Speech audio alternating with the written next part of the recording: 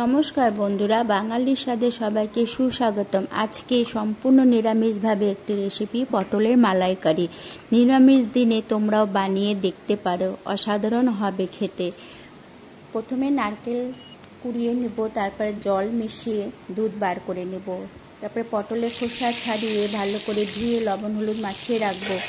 কড়াই গরম হলে তেল দিব, তেলের মধ্যে পটলগুলো দিয়ে দেবো।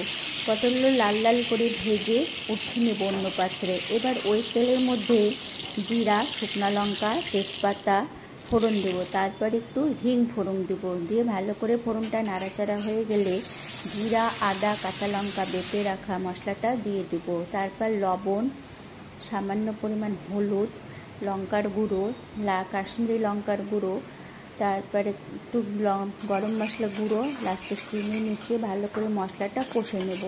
মশলাটা কষানো হয়ে গেলে মশলা যে বাটি ধোয়া জলটা দিয়ে দেবো। এবার মশলা দিয়ে জল দিয়ে ভালো করে নাড়াচাড়া করে পটলগুলো দিয়ে দেবো। ভালো পটলগুলো দিয়ে মশলা নাড়াচাড়া হয়ে গেলে নারকেলের দুধটা একটু একটু করে মেলাতে থাকবো। তারপর সম্পূর্ণ মেলানো হয়ে গেলে যখন টকবক করে ফুটে উঠবে তখন 2 মিনিটের জন্য ঢাকা দিয়ে দেবো।